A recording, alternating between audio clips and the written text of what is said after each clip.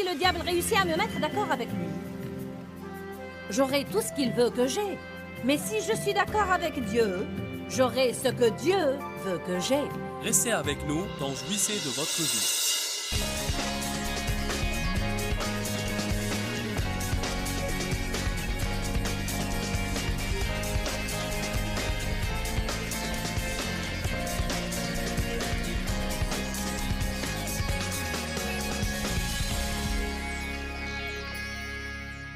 La pensée, la bouche, l'humeur et les attitudes.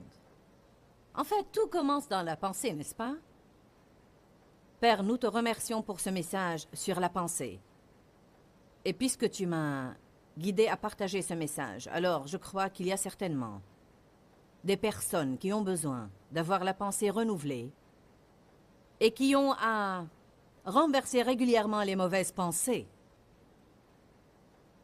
Nous commettons une grande erreur en acceptant toute pensée qui nous passe par la tête. Nous devons choisir nos pensées et le faire soigneusement.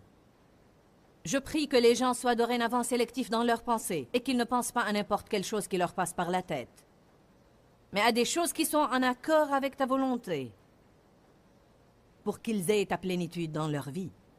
Je prie que toute personne soit attentive et qu'il n'y ait pas de dérangement dans la salle. Je te remercie, Seigneur, pour les cœurs ouverts à recevoir ta parole, dans le nom de Jésus. Amen. Dites à la personne à côté de vous, qu'est-ce qui te préoccupait dernièrement? Je savais que ça vous ferait tous rire, parce que nous ne voulons raconter à personne ce qui nous préoccupait. Tout d'abord, il y a 3 écritures que vous pouvez noter chez vous. Pas besoin d'ouvrir vos Bibles. En fait, je vais en parler brièvement. C'est Proverbe 23:7 qui dit « Car l'homme est comme les pensées de son âme ». Une autre traduction dit « Car l'homme devient comme les pensées de son âme ». Et moi je dirais « Là où la pensée va, l'homme suivra ». Et cela est vraiment une chose étonnante quand vous y pensez. Ce à quoi nous pensons, nous finirons par le faire dans notre vie. Pourquoi j'ai appelé cette série « La pensée, la bouche, l'humeur et les attitudes » ? Parce que vous allez voir plus tard que ce que vous avez à cœur ou dans vos pensées, s'il y demeure assez longtemps, il finira par sortir de votre bouche. Nous pourrions apprendre beaucoup de choses en écoutant ce que nous disons. En réalité, nous nous faisons des illusions à propos de l'attitude de notre cœur, alors que nous pouvons savoir quelle est la véritable condition de notre cœur en écoutant ce que nous disons. Et souvent, nous pouvons avoir de la rancune contre les autres dans notre cœur et nous ne l'admettons pas dans notre conscience. Mais si nous écoutons ce que nous disons d'eux et nous nous rendons compte de l'attitude que nous adoptons quand nous les rencontrons, alors nous saurons qu'il faudra faire quelque chose à cet égard. La tromperie est l'instrument préféré de Satan. Nous devons tous savoir ça. Être trompé veut dire qu'il y a quelque chose qui va mal, mais nous ne le savons pas. Il est bien caché et nous ne le confrontons pas. Ce que nous pensons est très important parce que ce que nous pensons finira par sortir par notre bouche. Et la Bible nous dit que nos paroles sont puissantes et que nous finirons par être ce que nous disons et que nos pensées influent sur notre humeur. Vous pouvez avoir beaucoup de pensées négatives et déprimantes et votre humeur commencera à suivre le mouvement de vos pensées. De plus, nos pensées influent sur notre attitude. Je suis sûre que vous avez entendu cette déclaration. Votre attitude dans la vie détermine votre altitude dans la vie. Si vous ne l'avez pas entendu, cela signifie que notre attitude détermine dans quelle mesure nous pouvons réussir dans notre vie, où nous pouvons en arriver dans nos affaires et où nous pouvons en arriver dans nos relations. Beaucoup de personnes ont de mauvaises attitudes aujourd'hui. Car l'homme est comme les pensées de son âme.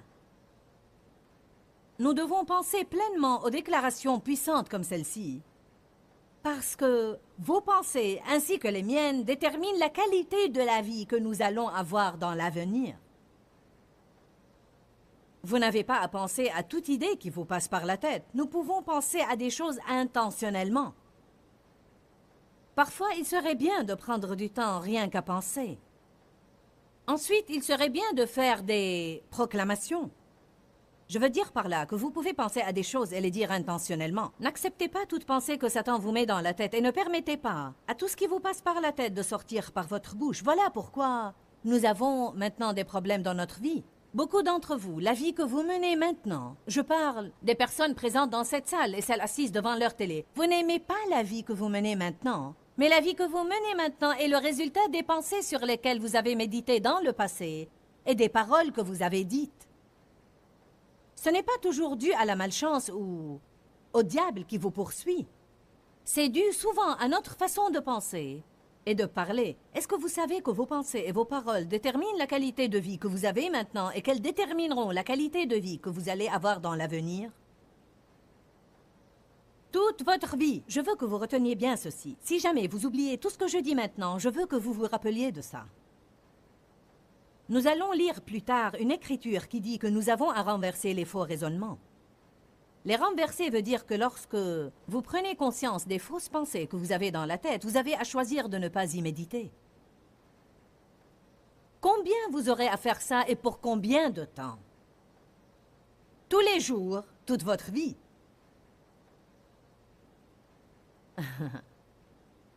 Pour une raison, j'ai senti dans mon cœur qu'il était important de vous faire passer cette idée. Je crois que parfois nous devons nous rendre compte, j'aurai à faire ça pour toujours. Parce que parfois nous nous lassons vraiment de faire les choses. Et nous abandonnons car nous croyons que ça ne marche pas. Cette écriture ne signifie pas que si nous renversons les faux raisonnements quelquefois, ils ne reviendront jamais et nous n'aurons plus à les renverser. Mais elle signifie que tous les jours, toute votre vie, vous avez à exercer votre autorité sur les faux raisonnements et vous avez à les renverser. Je vais dire ça plusieurs fois ce soir parce que je veux que vous sachiez que vous avez à le faire tous les jours. Tous les jours, tous les jours, tous les jours. Je prêche la parole depuis près de 28 ans maintenant et tous les jours, j'ai une mauvaise pensée que je suis la seule à pouvoir confronter. Vous êtes les seuls à pouvoir vous occuper de vos pensées. Ce n'est pas quelque chose que Dieu va faire pour vous, ce n'est pas quelque chose que quelqu'un d'autre pourrait faire pour vous. Vous êtes les seuls à pouvoir prendre des mesures concernant vos pensées. Il n'y a aucune personne dans cette salle qui n'a pas à décider de ne pas penser d'une certaine façon et de penser autrement tous les jours. Je ne veux pas que vous pensiez qu'il y a quelque chose qui ne va pas en vous, juste parce que vous semblez avoir une attaque continue dans vos pensées. La pensée est le champ de bataille. C'est là où nous gagnons ou nous perdons nos batailles contre Satan. Nous avons un ennemi. Jean 10:10 dit que le voleur, le diable, vient seulement. Le diable vient seulement pour dérober, égorger et détruire. Mais Jésus a dit, je suis venu afin que vous ayez la vie, que vous en jouissiez, et qu'elle soit en abondance, jusqu'à débordement. Le domaine dans lequel Satan nous attaque, ce n'est pas le seul domaine, mais un des principaux domaines dans lesquels Satan nous attaque sans arrêt est nos pensées.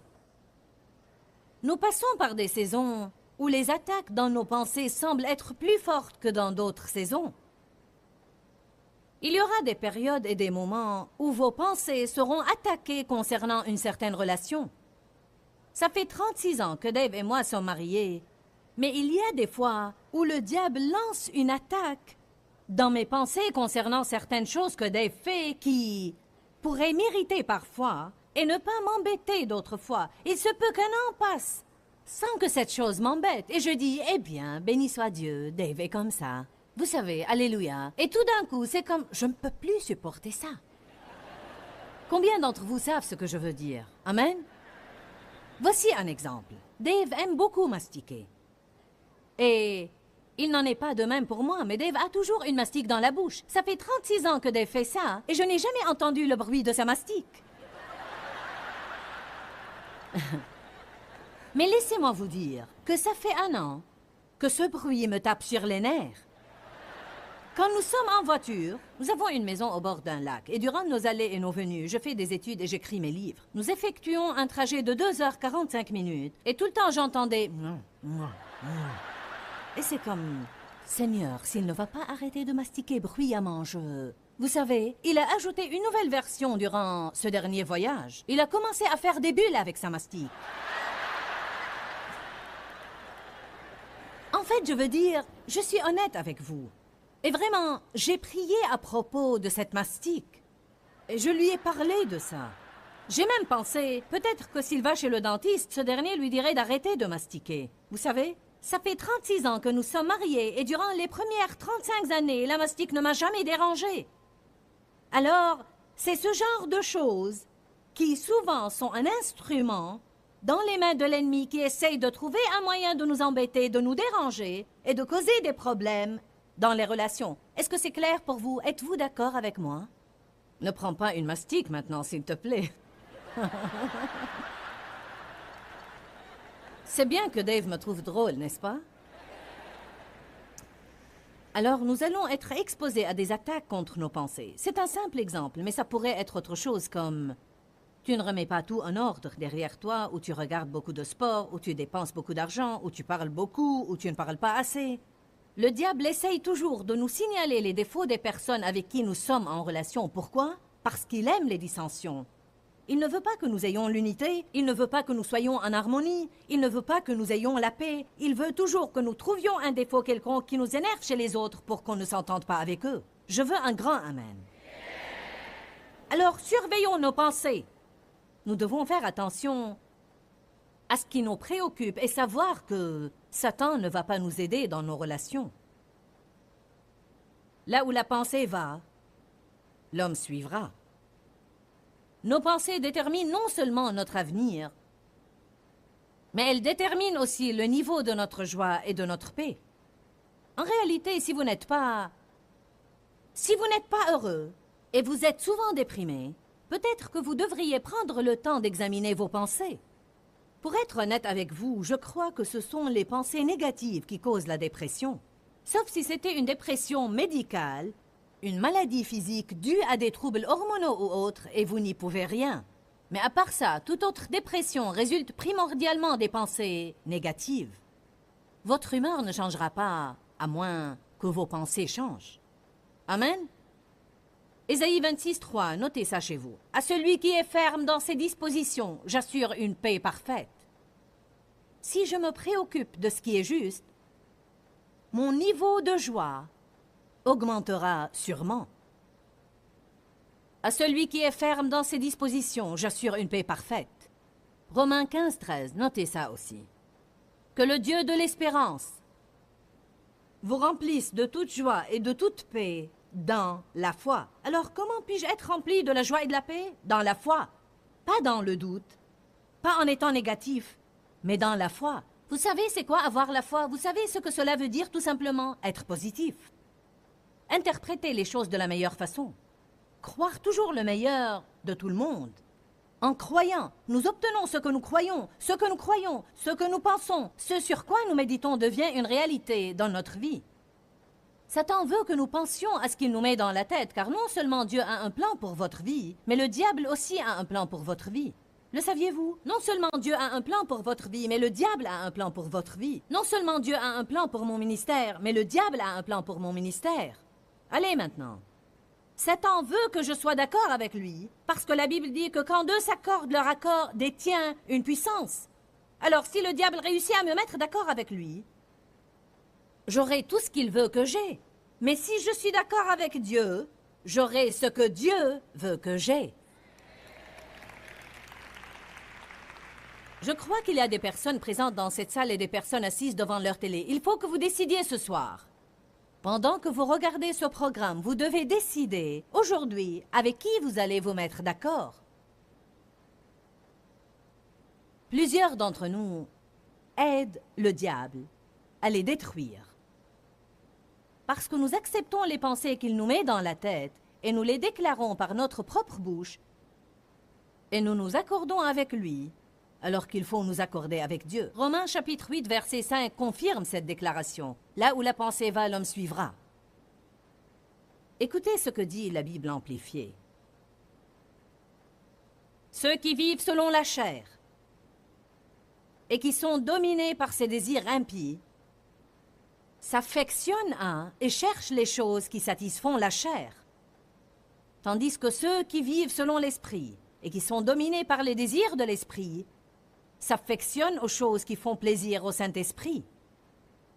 Alors cette écriture dit tout simplement que si nous marchons dans la chair, c'est parce que nous sommes préoccupés par les choses de la chair.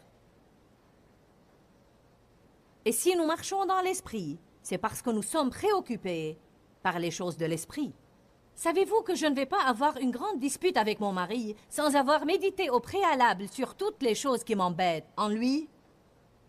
Amen. Il n'y a pas beaucoup de choses qui méritent en Dave, mais je me sers de ma vie comme exemple. Vous n'allez pas avoir votre travail en horreur à moins que vous ayez médité sur ce que vous n'aimez pas dans votre travail. Alors, si je marche dans la chair, c'est parce que je suis préoccupé par les choses de la chair. Et si je marche dans l'esprit, c'est parce que je suis préoccupé par les choses de l'esprit. Faisons un sondage. Combien d'entre vous ont des problèmes avec leurs pensées? Donc, vous êtes dans le bon endroit pour entendre le bon message. Alléluia. Beaucoup pensent qu'ils sont des vauriens. Vous pensez que vous êtes sans valeur. Vous croyez que vous commettez trop d'erreurs pour que Dieu veuille vraiment coopérer avec vous ou jamais se servir de vous. Vous devez apprendre la parole de Dieu et vous devez faire la guerre à ces mauvaises pensées. Quand le diable essaye de vous dire que vous n'avez aucun avenir et que vous avez commis beaucoup d'erreurs, vous devez lui dire « Dieu est un Dieu de restauration et non seulement j'ai un avenir, mais j'ai un avenir prometteur. Dieu va faire de merveilleuses choses dans ma vie. » La meilleure façon d'interrompre une façon de penser est de faire des déclarations par votre propre bouche. Vous devez répondre insolemment au diable. Il est important d'apprendre à répondre insolemment au diable. Tous les jours de ma vie, je suis attaqué par des pensées qui, je sais, ne sont pas en accord avec la parole de Dieu, et j'ai à déclarer par ma propre bouche ce que la parole de Dieu dit. Ceci interrompt ces pensées et empêche Satan de me remplir la tête de ses ordures. Nos pensées créent un moule pour nos actions. Je veux que vous imaginiez cela avec moi. Imaginez une bétonnière, un camion plein de béton. Vous connaissez tous les camions de béton. La partie arrière de ces camions est pivotante et elle est toujours en rotation pour empêcher le béton de se solidifier, alors elle le garde toujours en mouvement. Alors imaginez un camion plein de béton. Ce béton va prendre finalement la forme du moule dans lequel il sera versé. Ce camion pourrait être utile à quelqu'un qui a besoin de faire une allée dans son jardin. Mais on ne va pas tout simplement verser ce béton dans le jardin de cette personne en espérant qu'une allée se formera. Un moule est censé être déjà disposé pour y verser le béton. Peut-être qu'il va être versé dans le moule d'une cour intérieure, ou peut-être un mur de soutien, une allée, une rue ou les fondations d'une maison. Le béton ne peut prendre aucune forme à moins qu'il soit versé dans un moule. Alors nos pensées sont comme ce moule. Nos pensées créent une forme dans laquelle Dieu répand sa puissance pour accomplir une œuvre dans notre vie. De même, nos pensées peuvent créer une forme pour Satan afin qu'il verse sa puissance maléfique dedans pour accomplir de mauvaises œuvres dans notre vie. Par exemple, si je pense longtemps ou souvent au mal qu'une personne quelconque a commis envers moi, comment elle m'a blessé, elle a fait des commérages sur moi, elle m'a menti ou m'a dit des mots blessants, il me serait quasiment impossible de la traiter bien ou comme si de rien n'était quand je la rencontrerai. Beaucoup de personnes ont des mauvaises pensées des autres et ils essayent d'être en relation avec eux. Ceci est impossible. C'est impossible. Mes pensées sont une graine que je sème qui crée une attitude en moi, une attitude qui se manifeste à travers mes actions. Je veux que vous disiez avec moi, mes pensées sont une graine que je sème pour récolter une attitude qui devient plus tard une action. Faites bien attention comment vous pensez des autres personnes. Il vous serait impossible, je vais répéter ça, il vous serait impossible de traiter les gens autour de vous avec bonté, amour et gentillesse si vous avez envers eux des pensées négatives et des pensées méchantes. Parce qu'en fait, nous croyons que nos pensées sont cachées et que personne n'en est conscient, mais elles vont se manifester.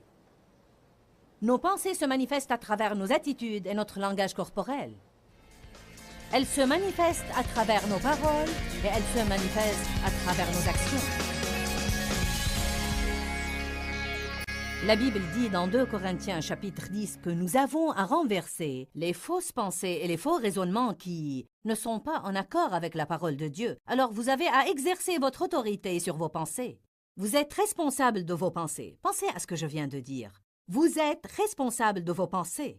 Vos pensées déterminent votre avenir et votre niveau de joie et de paix également. Jésus est mort afin que vous jouissiez de votre vie, que vous ayez la paix, que vous marchiez dans la justice et que vous jouissiez de toutes bonnes choses que Dieu veut que vous ayez. Mais la Bible nous dit dans Romains 12 que nous avons à renouveler nos pensées selon la parole de Dieu.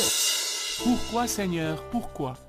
Dans ce livret, Joyce Meyer nous enseigne à travers la parole comment être délivré de la confusion.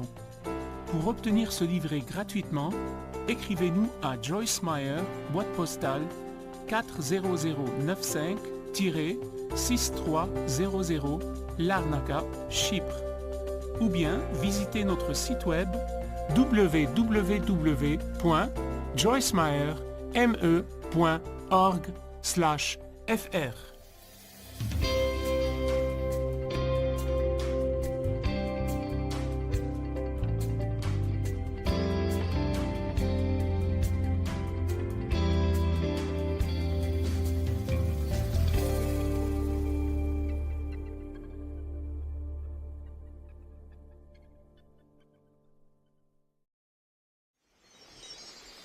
Ne vous conformez pas au monde, mais soyez transformés ou complètement changés en apprenant à penser d'une façon totalement différente. Restez avec nous dans Jouissez de votre vie.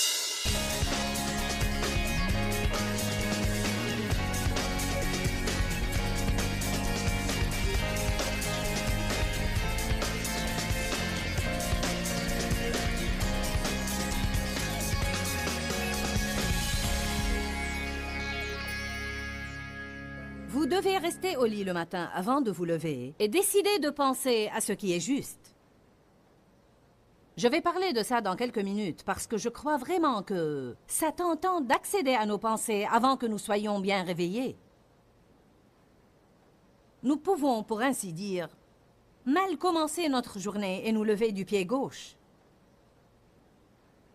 Vous devez examiner vos pensées et vous devez choisir vos pensées soigneusement. Les pensées déterminent le résultat de notre vie. J'ai écrit sur mes notes « Wow! Quelle déclaration! Il faut méditer dessus. » Les pensées déterminent le résultat de notre vie. Vous dites « Joyce, tu as poussé ça trop loin. » Le croyez-vous? Allez à Romains chapitre 12.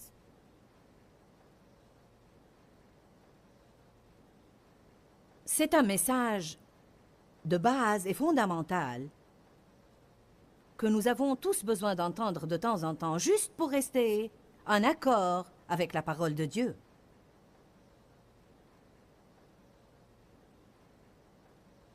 Romains 12, verset 2. « Ne vous conformez pas au monde présent et ne vous adaptez pas à ses coutumes extérieures et superficielles, mais soyez transformés par le renouvellement de votre jugement et de votre pensée, pour pouvoir discerner quelle est la volonté de Dieu, ce qui est bon, ce qui lui plaît, ce qui est parfait et agréable à ses yeux. » Donc, je vais simplifier ça.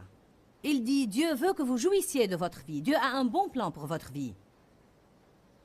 Ne vous conformez pas au monde, mais soyez transformés ou complètement changés en apprenant à penser d'une façon totalement différente. Et que vous le sachiez ou non, ceci joue un grand rôle dans le fait d'être un chrétien victorieux. Vous n'allez pas être un chrétien victorieux en allant à l'église. Peu importe combien de traductions de la Bible vous avez, vous pouvez avoir toutes les cassettes de mes sermons. Vous pouvez aller à tous les offices à l'église. Vous pouvez aller à tous les séminaires tenus dans la ville. Mais vous ne remporterez jamais la victoire dans votre vie si vous ne changez pas votre façon de penser.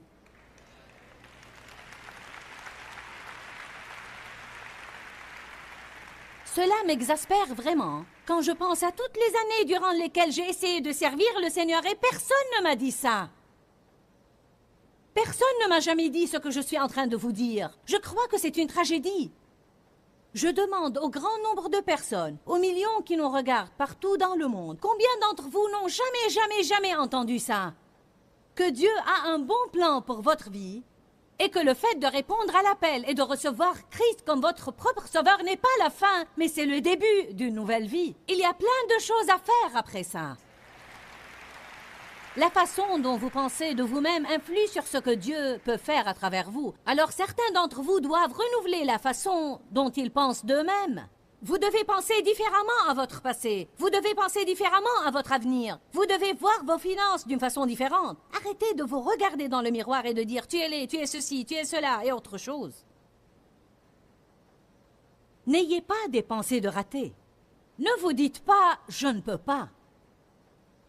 Mais dites plutôt « je peux tout faire ». Si Dieu m'appelle à faire ceci, alors je peux le faire. Si vous pensez de cette façon, c'est ce qui va sortir de votre bouche. Vous n'allez pas dire « je ne peux pas faire ça, c'est très difficile, c'est trop ». Vous vous retrouverez en train de dire « je peux faire tout ce que j'ai besoin de faire ».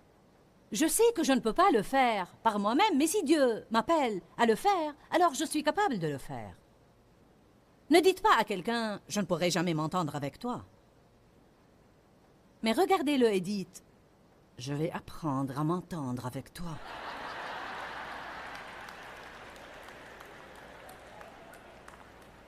Écoutez ça. Le mot « conformer » signifie avoir la même forme que, être en harmonie avec, être en accord avec, s'adapter à. Il dit « ne vous conformez pas au monde présent ». Alors il dit « ne prenez pas la forme de ce monde. N'adoptez pas l'attitude du monde. N'agissez pas comme le monde. Ne ressemblez pas au monde. Ne vous adaptez pas au monde. Mais soyez transformés. » Le préfixe « trans » signifie se déplacer d'un endroit à un autre.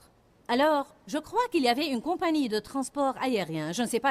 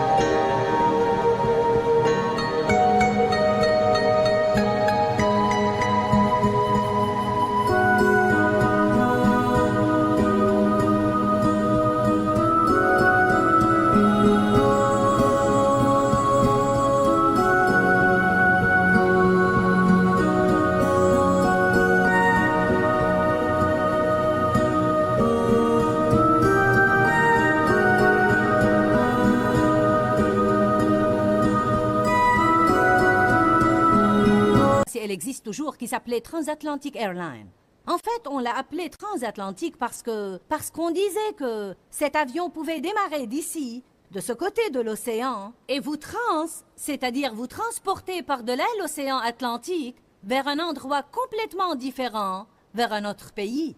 Bon, Dieu nous dit, ne vous conformez pas au monde présent, mais soyez transformés ou soyez transportés d'un endroit à un autre qui soit complètement différent par le renouvellement total ou entier de votre pensée. Comment ma vie va-t-elle changer? Par le renouvellement total de ma pensée. Je dois apprendre à penser différemment.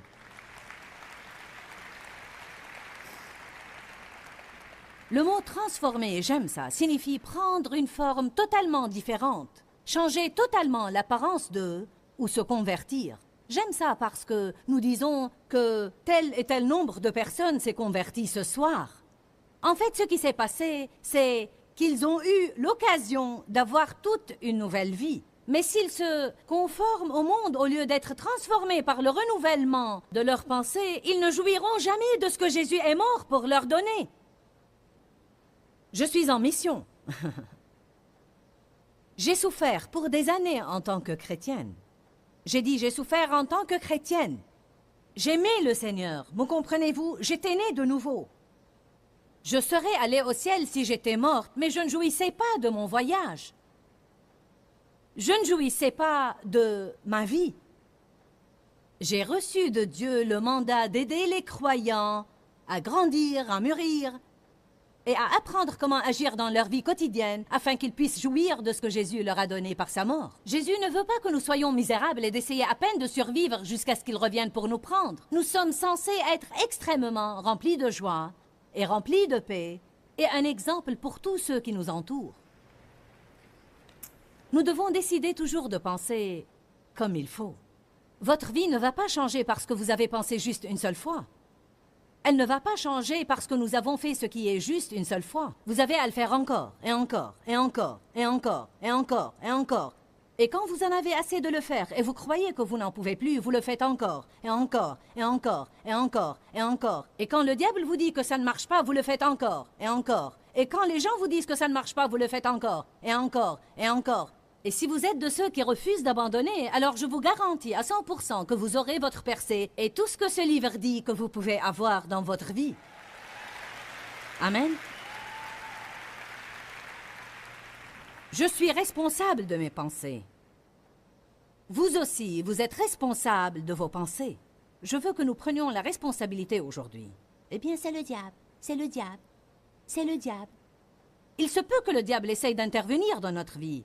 Mais Dieu dit, j'ai mis devant toi la vie et la mort. Choisis la vie. Choisis la vie afin que tu vives toi et ta postérité. Choisis la vie. Le mot vie n'entend pas seulement le fait de respirer, mais si vous faites des recherches, vous découvrirez qu'il signifie avoir la vie dont Dieu jouit. Oh, alléluia! Je me demande combien Dieu est heureux ce soir. Je me demande combien il est rempli de paix ou combien il est prospère. Je me demande combien il est content. J'ai mis devant toi la vie et la mort. Choisis la vie. Décide d'avoir le genre de vie dont Dieu jouit. Nous devons être responsables et nous devons rendre des comptes. Je vais vous parler du mot responsable parce que nous vivons aujourd'hui dans une société dans laquelle les gens ne veulent pas être responsables. Cela signifie qu'ils veulent faire de mauvais choix sans en subir les conséquences. Mais ça ne marche pas. J'aurai à répondre de mes pensées, tôt ou tard, d'une façon ou d'une autre, parce que le mot responsable signifie que je vais rendre des comptes. Il signifie aussi que je vais subir les conséquences dans ma vie à un moment donné. Être responsable veut dire que vous ne pouvez pas éviter les conséquences des choses. Certains d'entre vous et de ceux qui sont assis devant leur télé n'aiment pas du tout ce qui se passe dans leur vie maintenant. Mais la réalité, c'est que vous êtes maintenant en train de rendre compte des différentes choses que vous avez faites dans le passé, alors que vous saviez peut-être en votre fort intérieur que vous n'étiez pas censé les faire, mais vous aviez espéré pouvoir vous en sortir. N'espérez-vous pas toujours être parmi ceux qui font le mauvais choix et arrivent à s'en sortir? J'espère que je pourrai manger tous ces bonbons sans grossir. J'espère que je pourrai être toujours en pleine forme, même si je ne fais pas l'effort de faire du sport. Amen. Mon mari fait du sport dès son adolescence. Et Dave a maintenant 63 ans. Il est toujours athlétique, en pleine forme, bien dans sa peau. Je veux dire, il n'a toujours pas la peau flasque. Alors que moi, je n'aime pas faire du sport et je n'ai jamais été bonne en sport. Mais il y a une dizaine d'années, je me suis réveillée un matin et tout ce qui était ici avait dégringolé en bas. Je voulais bien que mes muscles soient toujours en bonne forme, mais je rends les comptes maintenant. Amen. Vous comprenez ce que je dis, n'est-ce pas? Nous mangeons à l'excès en espérant ne pas grossir. Et nous dépensons de l'argent que nous n'avons pas et nous espérons avoir un miracle ou que Dieu intervienne d'une façon ou d'une autre et nous donne un miracle. Combien de personnes disent « Je sais qu'il ne faut pas faire ceci, mais... » Je sais qu'il ne faut pas dire cela, mais... Ni agir comme ça, mais... Je sais que je dois te pardonner, mais... C'est comme si nous disions « Je suis en train de faire un mauvais choix, mais j'espère pouvoir en sortir. » Allez maintenant, je prêche bien ce soir.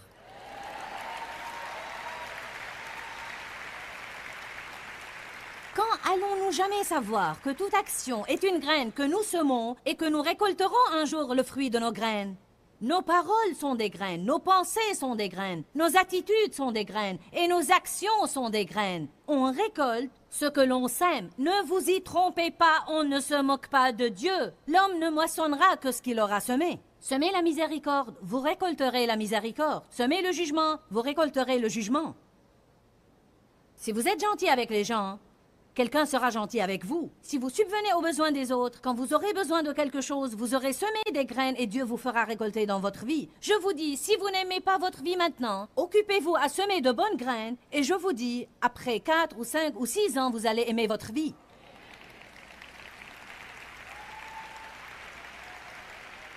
Savez-vous quel est l'autre problème? Certains d'entre vous m'ont certainement entendu dire ça et ils ont pensé, quoi?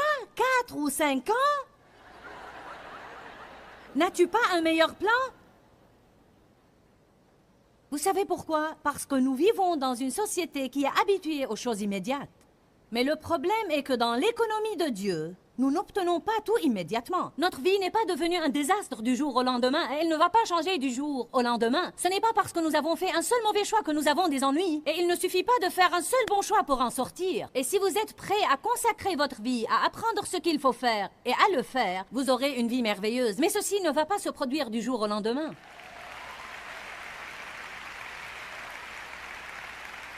Une des choses que vous aurez à faire est d'écouter de tels enseignements.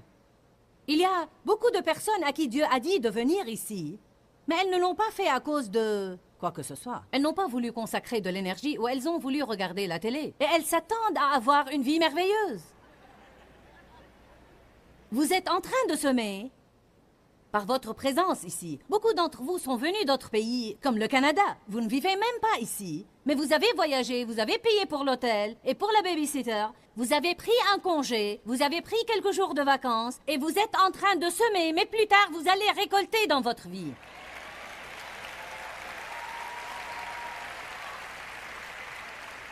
Nous devons arrêter de penser que nous devons obtenir tout gratuitement ou juste en espérant.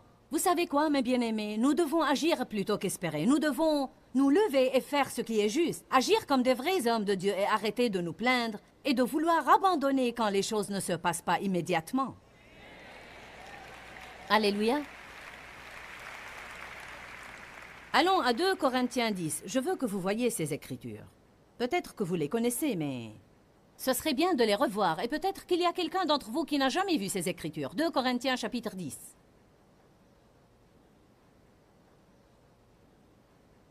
« 2 Corinthiens 10, 3 à 5. Si nous marchons et nous vivons selon la chair, nous ne combattons pas selon la chair en nous servant d'armes humaines, car les armes avec lesquelles nous combattons ne sont pas simplement humaines, elles ne sont pas charnelles, mais elles sont puissantes par la vertu de Dieu pour renverser des forteresses. Oui, nous renversons les arguments. Le diable va argumenter contre vous. Les théories, les raisonnements. Le diable veut que vous restiez assis à essayer de comprendre les choses. Pourquoi, Dieu, pourquoi? Quand, Seigneur, quand? Et si vous pensez à faire une bonne œuvre, le diable vous exposera toutes les raisons pour lesquelles vous ne devez pas la faire. Nous renversons les raisonnements et toute hauteur qui s'élève contre la connaissance de Dieu, et nous amenons toute pensée, et nous amenons toute résolution captive à l'obéissance de Jésus-Christ. Il dit, toute pensée qui vous passe par la tête, et qui n'est pas en accord avec la parole de Dieu, nous la rendons prisonnière, et nous l'éloignons pour qu'elle puisse être changée et devienne obéissante à Jésus-Christ. Si nous commençons à faire ça, Je vais être honnête avec vous. Au début, dans les années 70, quand Dieu a commencé à m'apprendre ces choses au sujet de la pensée, je me sentais épuisée à la fin du jour à force d'avoir renversé des pensées. Parce que ma pensée...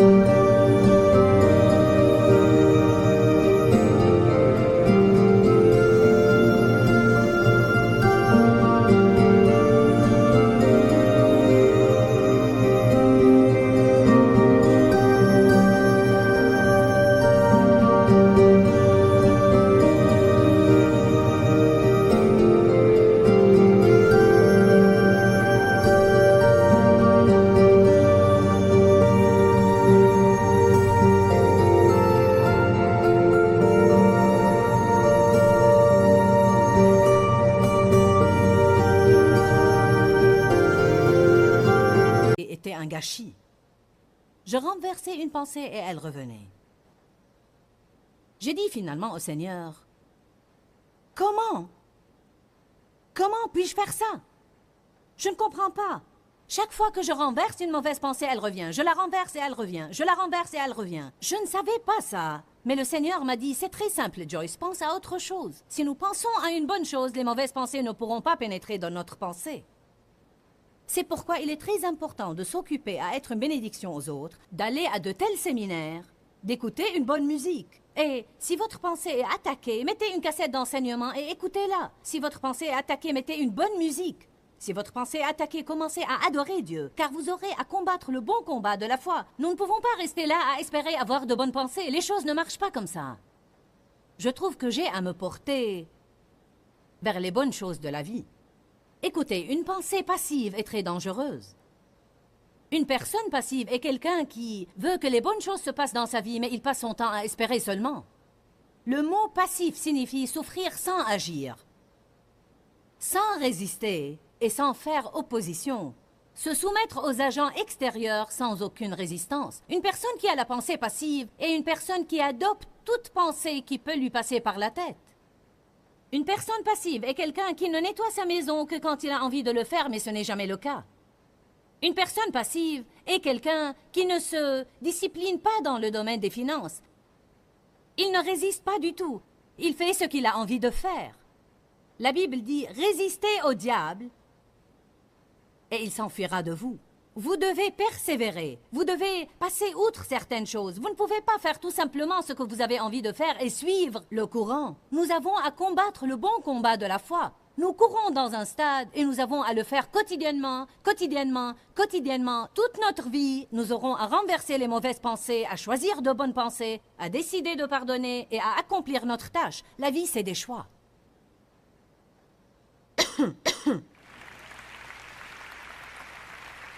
Pendant le temps qui me reste, je vais vous parler de la pensée de Christ et du fait d'ajuster nos pensées. Tout d'abord, Colossiens 3 dit « Concentrez votre attention sur les choses d'en haut ». Nous n'allons pas ouvrir nos livres afin de gagner du temps, mais il dit « Affectionnez-vous aux choses d'en haut et non à celles qui sont sur la terre, car vous êtes morts et votre vie est cachée avec Christ en Dieu ». C'est quoi une façon de penser? Une façon de penser signifie se préparer d'avance à des mesures qu'on veut pouvoir prendre plus tard. Nous pouvons nous préparer convenablement à faire face à une situation difficile en décidant d'avance. Quelles que soient les circonstances, nous pouvons le faire. Dave, mon mari, me dit souvent qu'il n'a pas du mal à faire face à certaines situations ou circonstances parce qu'il sait décider à l'avance comment les affronter. La Bible dit dans 2 Corinthiens chapitre 10 que nous avons à renverser les fausses pensées et les faux raisonnements qui ne sont pas en accord avec la parole de Dieu. Alors vous avez à exercer votre autorité sur vos pensées. Vous êtes responsable de vos pensées. Pensez à ce que je viens de dire. Vous êtes responsable de vos pensées. Vos pensées déterminent votre avenir et votre niveau de joie et de paix également. Jésus est mort afin que vous jouissiez de votre vie, que vous ayez la paix, que vous marchiez dans la justice et que vous jouissiez de toutes bonnes choses que Dieu veut que vous ayez. Pourquoi, Seigneur, pourquoi? Dans ce livret, Joyce Meyer nous enseigne à travers la parole comment être délivré de la confusion. Pour obtenir ce livret gratuitement, écrivez-nous à Joyce Meyer, boîte postale 40095-6300 Larnaca, Chypre. Ou bien visitez notre site web www.joycemeyer.org/fr.